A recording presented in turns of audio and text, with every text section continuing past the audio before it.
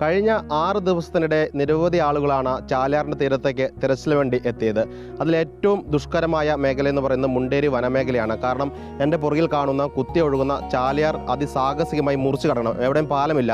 അത് നീന്തി കടന്നാൽ മാത്രമേ അക്കരെയുള്ള ഭാഗത്ത് തിരച്ചിൽ നടത്താൻ കഴിയുള്ളൂ. അങ്ങനെ തിരച്ചിൽ പോകുന്ന സമയത്ത് പല ആളുകളും ഒഴുക്കിൽപ്പെട്ടിരുന്നു. ഇന്നും നിരവധി ആളുകൾ ഒഴുക്കിൽപ്പെട്ടു. കാരണം ഈ നാട്ടുകാരല്ലാത്ത നിരവധി ആളുകൾ മറ്റു ജില്ലയിൽ നിന്ന് പോലും ഇവിടെ എത്തി നല്ല ഉദ്ദേശത്തോടുകൂടി രക്ഷാപ്രവർത്തനം വരുന്നു. പക്ഷേ ഈ ഒഴുക്കിൻ്റെ ഗതി അറിയാതെ പുഴയിലിറങ്ങുകയും ഒഴുക്കിൽപ്പെടുകയും ചെയ്യുന്നുണ്ട്. ആ സമയത്ത് ഇവിടെയുള്ള നാട്ടുകാരായ ആളുകളൊക്കെ തന്നെയാണ് അവരെ രക്ഷിച്ച് മുന്നോട്ട് പോകുന്നത്. പല സംഘടനകളുടെ പേരിലുള്ള പല നിറത്തിലുള്ള ജേഴ്സി ഇട്ടാണ് ഇവർ വരുന്നതെങ്കിലും പക്ഷേ ഒരു അപകട മുഖത്ത് എല്ലാവരും ഒറ്റക്കെട്ടായി നിൽക്കുന്ന കാഴ്ചയാണ് ചാലിയാറിൽ ഈ ദിവസങ്ങളൊക്കെ തന്നെ കാണാൻ സാധിച്ചത്. നിങ്ങൾ കുറേ ആളുകളെ രക്ഷിച്ചിട്ടുണ്ട് ഇങ്ങനെ ഒഴുകിൽപ്പെട്ടിട്ട്? അതെ, ഇന്ന് രാവിലെ 6ാമത്തെ ദിവസത്തെ തെരച്ചിലിൻ്റെ ഭാഗമായിട്ട് രാവിലെ ഒരു 300ൻ്റെ അടുത്ത ആളുകൾ ഇരുട്ടുകുത്തി ഈ പ്രദേശത്ത് ഇവിടുന്ന് അക്കരെ ഭാഗത്തോട്ട് തെരച്ചിലിന് പോയിരുന്നു.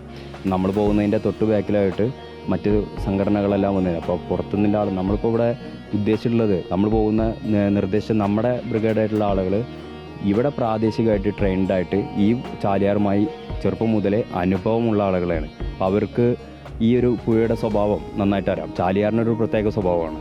അത് നമ്മളിങ്ങനെ കാണുന്നത് പോലെയല്ല. അടിയൊഴുക്ക് നന്നായിട്ടുണ്ട്. കല്ലുകൾ, വലിയ അപകട വീതിയുള്ള കല്ലുകളുണ്ട്. അപ്പോൾ ഈ നിൽക്കുന്ന രീതിയിൽ നമുക്കിത് നടക്കാൻ കഴിയില്ല. അപ്പോൾ അങ്ങനെയുള്ള ആളുകൾ ഇന്ന് രാവിലെ തന്നെ കുറച്ച് ആളുകളെല്ലാം, പ്രധാനപ്പെട്ട ആളുകളെല്ലാം, വ്യക്തികളെല്ലാം ഈ ഒഴുക്കപ്പെടുകയുണ്ടായി. അപ്പോൾ അവരെല്ലാം നമ്മൾ രക്ഷിക്കേണ്ടായി. ഇപ്പോൾ അവരെല്ലാം നമ്മുടെ പ്രവർത്തകർ അപ്പുറത്തായിരുന്നു. അവർ ഓടി വന്ന് തിരിച്ചെടുക്കുന്നുണ്ട്. അതോടൊപ്പം തന്നെ കഴിഞ്ഞ ദിവസമെല്ലാം തെരച്ചിലിന് പോയ സമയത്ത് നമ്മൾ വാണിയമ്പുഴയും അവിടെയെല്ലാം കഴിഞ്ഞ് കുറച്ച് ദൂരെ കിലോമീറ്ററുകൾക്കകത്ത് അവിടെ ഇത് ഒന്നും കൂടിയും പുഴ ഭയങ്കര അപകടകാരിയാണ്.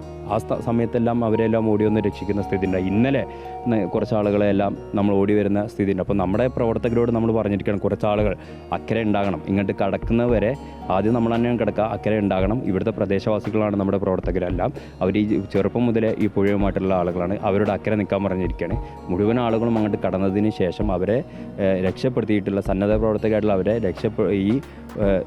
രക്ഷാപ്രവർത്തനത്തിൽ വന്നുള്ള അവരെ രക്ഷപ്പെടുത്തുന്ന പ്രവർത്തനം കൂടി ഏറ്റെടുത്ത ദിവസം ഈ ചങ്ങാടത്തിൽ നിയന്ത്രണം വിട്ടു പോയല്ലോ. ആ സമയത്ത് വെള്ളത്തിലേക്ക് എടുത്തു ചാടി ആളാണ്. പേരെങ്ങനെയാണ്? ഫാരിസ്. ആ സമയത്ത് ഒരു ഡിവൈഎഫ്ഐ പ്രവർത്തന കാലും പരിക്കുപറ്റ ആളായിരുന്നു. അത് മുനീറാണ്. മുനീർ ഇന്ന് ചെറിയൊരു പരിക്കുപറ്റി. ഇപ്പോൾ നമ്മൾ വരണ്ട എന്ന് നിർബന്ധിച്ചു. കഴിഞ്ഞ ദിവസം ഇന്നലെ വന്നു. മിനിഞ്ഞാന്നായിരുന്നു ആ പരിക്കുപറ്റിയിരുന്നത്.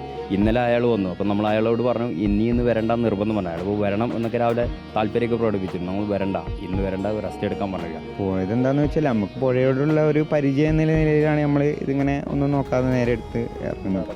പരിചയസമ്പത്ത് എന്നുള്ളതാണ് ഇതിൽ ഏറ്റവും വലിയൊരു കാര്യം. അല്ലാണ്ട് പുറത്ത് വരുന്നവർക്ക് അവർക്ക് പരിമിതികളുണ്ട്. കാരണം ചാലിയാറിൻ്റെത് പറഞ്ഞാൽ പെട്ടെന്ന് സ്വഭാവങ്ങൾ മാറിക്കൊണ്ടിരിക്കും. അപ്പോൾ നമ്മളിവിടെ പ്രദേശവാസികളായതുകൊണ്ട് തന്നെ നമുക്കറിയാം ഏത് രീതിയിലാണ് എന്താ ചെയ്യേണ്ടതെന്ന് അറിയണതുകൊണ്ടാണ് ഇത്ര സിമ്പിളായിട്ട് നമുക്ക് അപ്പുറത്തേക്കും ഇപ്പുറത്തേക്കും പോകാനൊക്കെ കഴിയുന്നത്. ഏതായാലും ദുരന്തമുഖത്തെ നന്മ എല്ലാവരുടെ മനസ്സിലുണ്ടാവട്ടെ.